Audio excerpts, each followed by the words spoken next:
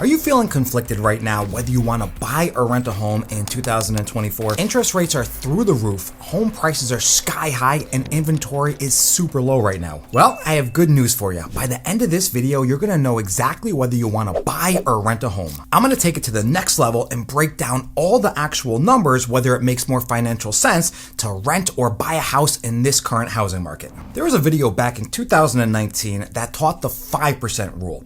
And I'm basically doing a updated version, recalculating all the numbers and figures to make sense for 2024. The calculations are very simple. I'm calling it the 9% rule. But before I explain exactly what the 9% rule is, let me go through all the assumptions that went into it. You see, the standard assumption is if you can get a mortgage for equal to or less than you can rent a home, then it's smarter to buy a house. This way of thinking about renting versus buying is very flawed though, and let me break down why. Strictly comparing a rent payment to a mortgage payment is like comparing an apple to an orange. It simply doesn't compare. In order to make a fair comparison, we need to figure out the total unrecoverable cost of renting versus buying a house. So let me explain what an unrecoverable cost is. This is simply money that you will never get back and never see again, which I will expand upon in a moment. And this may sound like a difficult task, but I turn this into a simple calculation that anybody can do, which is what I am calling the 9% rule.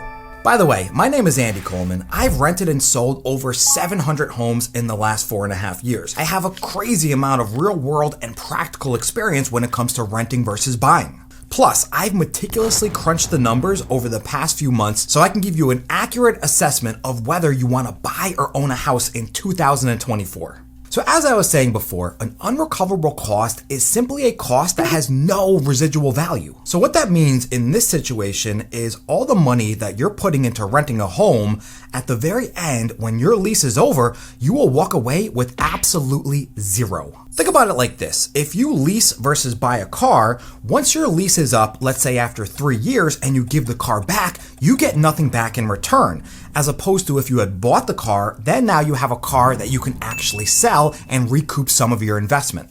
It's the exact same concept for renting and buying a home. So if you're actually buying a home, all the unrecoverable cost would be everything that doesn't directly put equity back into the home. And I'm going to go into great detail on exactly what those costs will be. And then when we talk about the unrecoverable cost of renting a home, that number is quite simple. It is just the actual amount of money that you're putting into the rent payments every single month. So let's say your rent costs $3,000 a month. Your unrecoverable cost for renting would be $3,000 per month. Quite simple, huh? I wish it was that simple when you were buying a house, but there's a ton of cost involved. You have taxes, insurance, your interest, you have your mortgage principal payment, you have maintenance costs, among a bunch of other costs that I'm going to go through in a moment. So let's start with your mortgage payment. This is actually not an unrecoverable cost. This is a recoverable cost that you get back when you go to sell the home, because that is the equity that you are building every time you make your mortgage payment. So when you buy a home, the unrecoverable costs are your taxes, your interest, your maintenance, and finally your insurance. And the recoverable cost is just your mortgage payment. Now, there are more ways to actually make money when you buy a house. Think about appreciation, amortization, and I'm going to go through those a little bit later on in the video.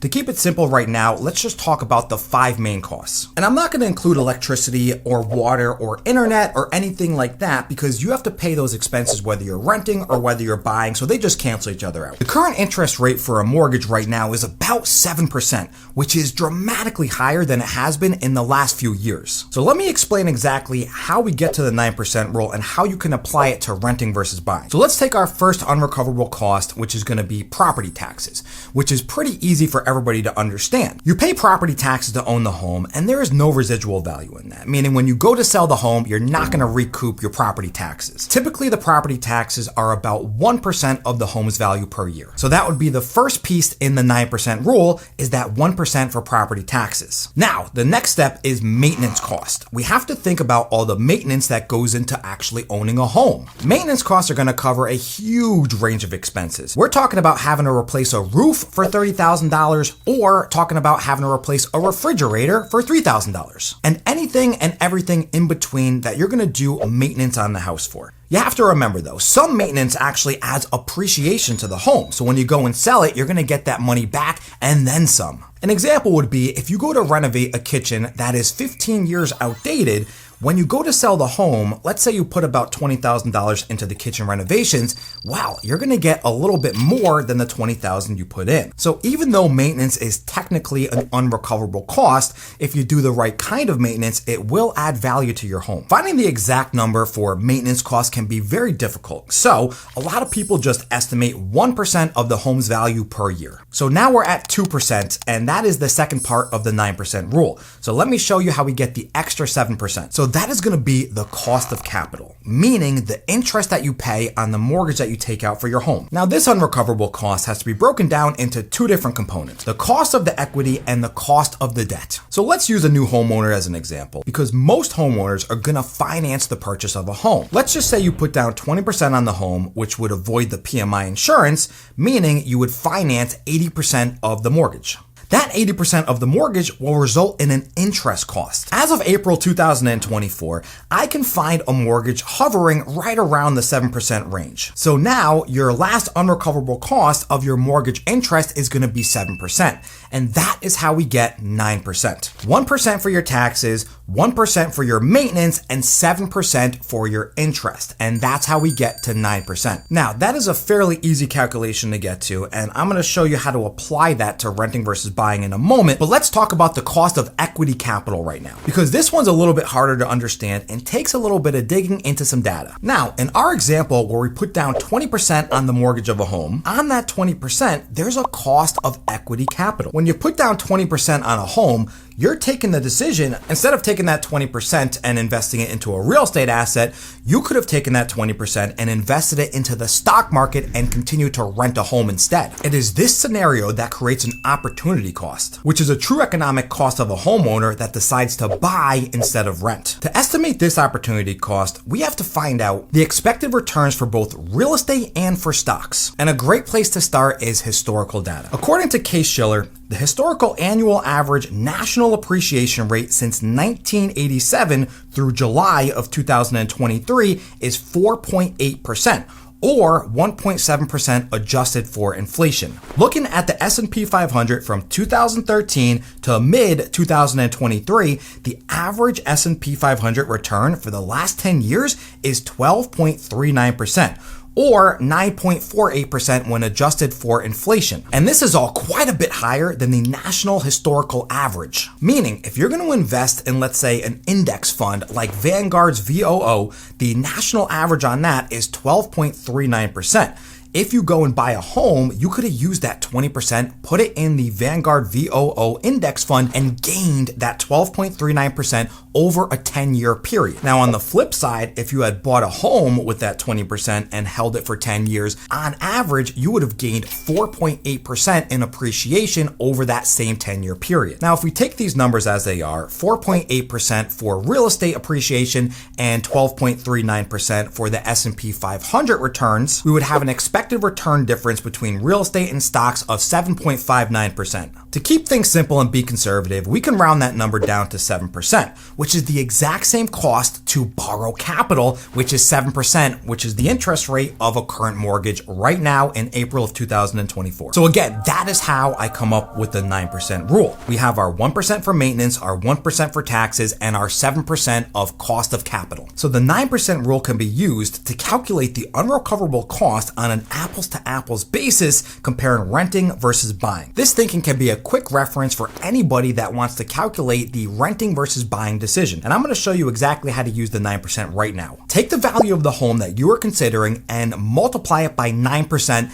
and then divide it by 12. 9% is the total unrecoverable cost and 12 is the amount of months that you have to compare versus renting and buying. If you can rent for less than that number, then renting is a better financial decision. So let's take a $500,000 home as an example. A $500,000 home would have a $45,000 unrecoverable cost per year, which would equate to $3,750 every single month. It goes the other way too. So if you can find a home to rent for $3,750 per month, you would multiply that by 12 and then divide that by 9%, which would equate to $500,000. In other words, Paying $37.50 per month for rent is the exact same comparison as if you were to buy a house for $500,000, because your all-in unrecoverable cost every single month would be $3,750. So that is the 9% rule, and that is exactly how we calculate the actual figures for renting versus buying. Clearly, it is going to be cheaper to rent a house right now in today's market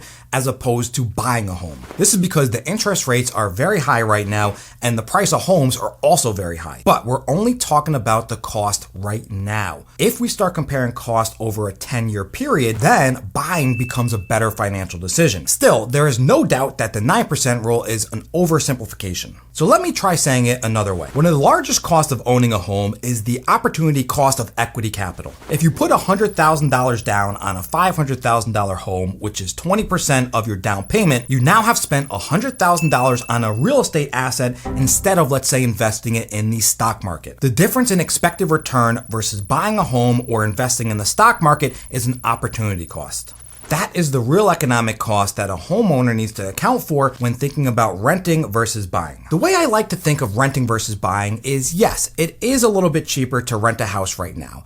But if you think about the long term, yes, you will make a little bit of profit plus recoup your investment. And what is the price that you can put on owning a home versus renting a home? For a lot of people, that peace of mind is absolutely priceless. So you have to remember, we're in an election year right now, and in an election year, typically interest rates do go down. Now, I believe if they do go down towards the end of 2024, they're going to go right back up again after the election happens. But as the interest rates drop, it will be cheaper to buy a house versus renting a house. That is why back in 2019, when the mortgage rates were hovering around 3.5%, it was indeed cheaper to buy a house instead of rent a house. But as you can see, in 2024, that has completely changed. Either way you look at it, determining the cost of owning a home with unrecoverable cost of renting versus buying makes it a lot easier to think about the financial aspect of it. Tell me in the comments below what you think about the financial cost of renting versus buying, especially in your area.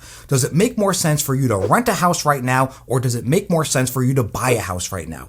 I would love to hear it in the comments. So ultimately, you're going to want to use the 9% calculation and figure out if it's actually worth it for you to buy a house right now in the long term, or save a little bit of money every single month and rent a house right now. My name is Andy Coleman, and this has been my take on whether you should rent a house or buy a house in this current housing market. And if you enjoyed this video, don't forget to hit the like button and share this with any home buyers that you know that might be considering renting or buying right now. Thank you guys so much for watching. Don't forget to hit the subscribe button on your way out, and I'll catch everybody in the next one. All right, that was pretty good, not too bad.